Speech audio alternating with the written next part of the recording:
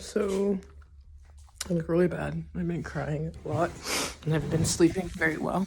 But I am going through spiritual warfare. I let things into my life and now I'm struggling and fighting it by fasting and asking for prayer.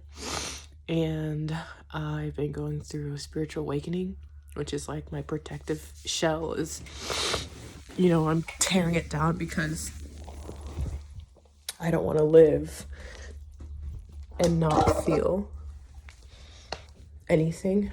And it's hard because now I feel the stress that I've been over this whole time. I feel all of my emotions really deeply. And the environment at work, I feel everything where I didn't before. And I really thought it was my superpower. I didn't have consistent people in my life. So shutting off everything and not needing anyone and not letting anyone close to me, it was my superpower. And now I realize that it really hurts me just because I shut off feelings and emotions and all that stuff because I didn't have anyone mirroring me. I have a lot of anxiety. Anxiety wasn't a thing back then. And so I just shut it off to help me. My body shut it off and it shut off everything. And so I'm waking up and I'm feeling everything around me and I have to go slowly. This is the second time I went through a psychosis because I just was like trying to white knuckle, like, I'll feel everything, just bring it to me. And like I was just like suicidal and stuff like that. But I had to take a pause. But I am back going through that process again. I look so bad. Because I don't want to live numb. And because I was numb my whole life, I couldn't change. No one could influence me. I couldn't learn. I couldn't do anything. Everything was shut off. It's like when you do antibiotics, like it kills all the bad bacteria very well, but it kills all the good stuff too. And so shutting off emotions shut off good ones, but it shut off everything else. I mean, it shut off bad ones, but it shut off everything else. And also emotions, like you need them to grow, to learn, to change, to thrive. Like if you are being a punk and you don't learn until someone does it to you and you feel how it feels. If you don't feel that, then you're always going to be a punk. And it's like I walked around with such mean girl energy and I still have it in me. I'm still trying to learn. And he has 27 years of doing it, so I'm trying to fix it. But when someone be mean back to me because of my protective mode, I didn't feel that. I would just get meaner back. And I was like the forever bully, the forever mean girl, because I could never get checked. Because even if I got yelled at, it wouldn't, like I wouldn't feel it. I don't know how to explain it. And so it really kept me young. It really clamped down my growth and all the stuff I'm learning now. I feel like people learn in high school. You go through your bad chapter and then you like mature and you just like you change. And I never got to do that because I never felt. And so I'm doing it now. And so that's really hard, but I have to go through it. My face.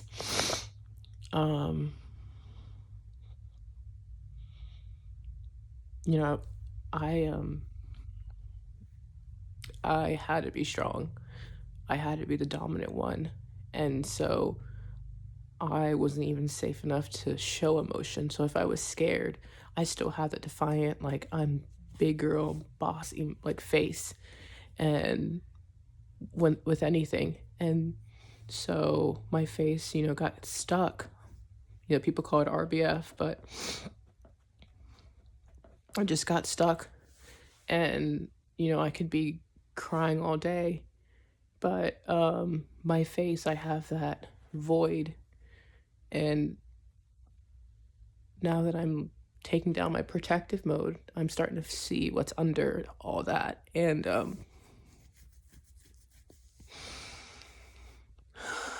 I see the pain, the sadness, the hunger for love, the hunger for care. I see all of that, the grief.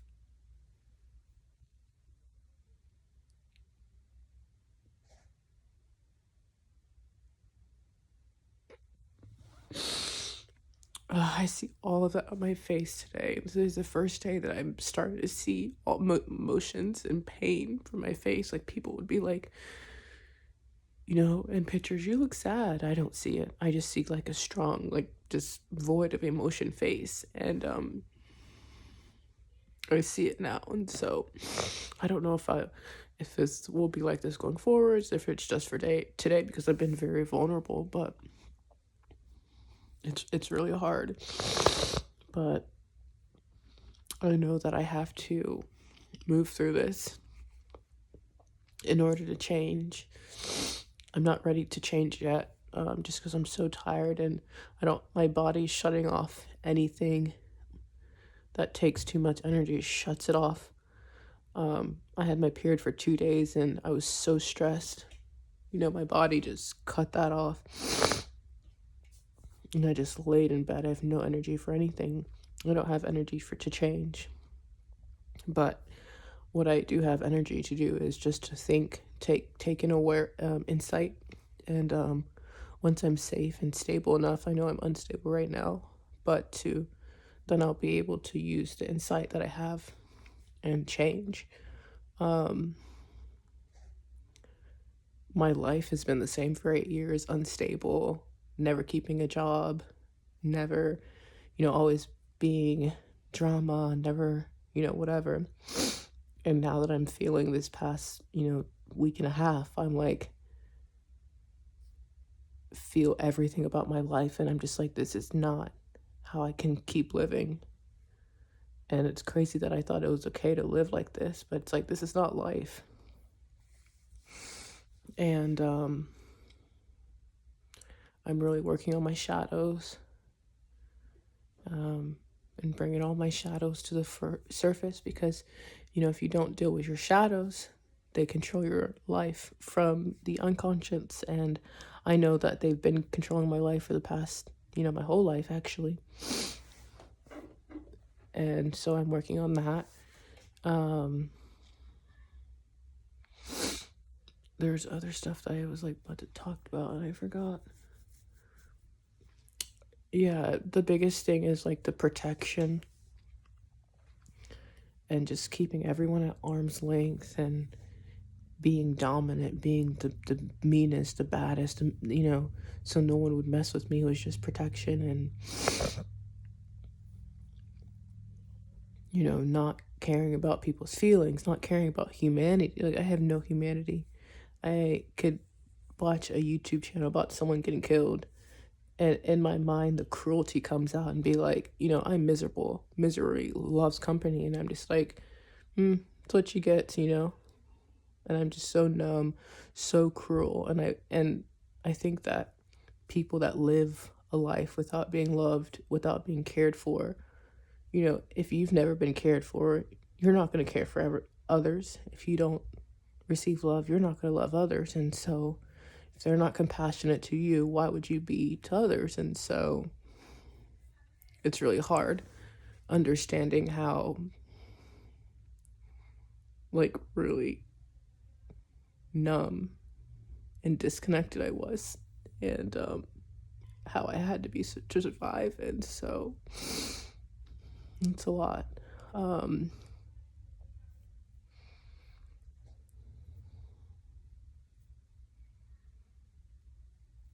I don't know, there's something else I was gonna say, but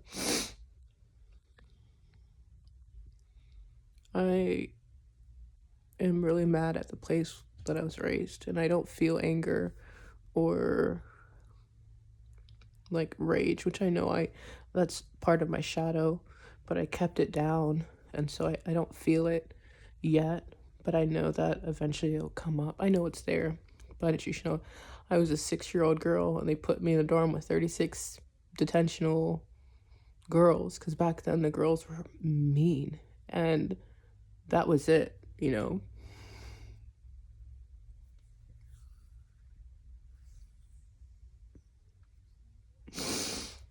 After 2 years of living like that, I was done. I went into shutdown and I never changed. And I was, I still act like I did back then. I adapted. I didn't have, our house parents were really rough. They loved us in their own way, but there's 36 kids. They have chores, they have stuff they have to do, so they really can't give you the attention you need as a kid.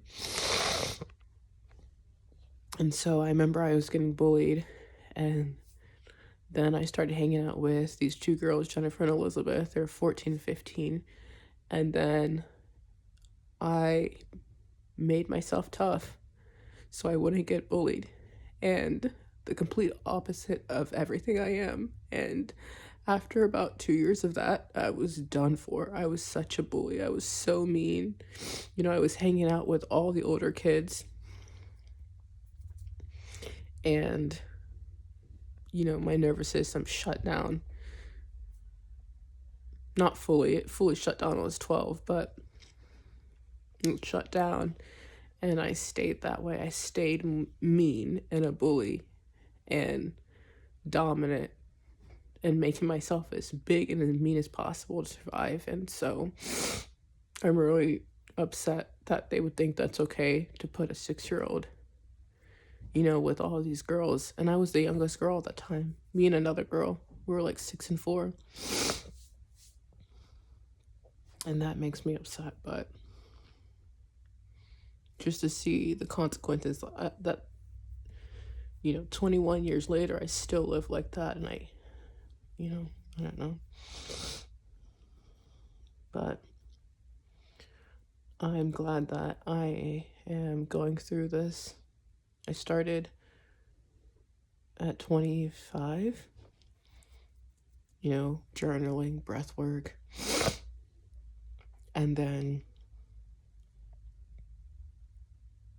26, I started just crying and breaking down and all these emotions and feeling anxiety that I've had underneath for this whole time, and feeling all the stuff that put me in shutdown. And then 27, I'm feeling deeper emotions, and it's a lot. And just to think that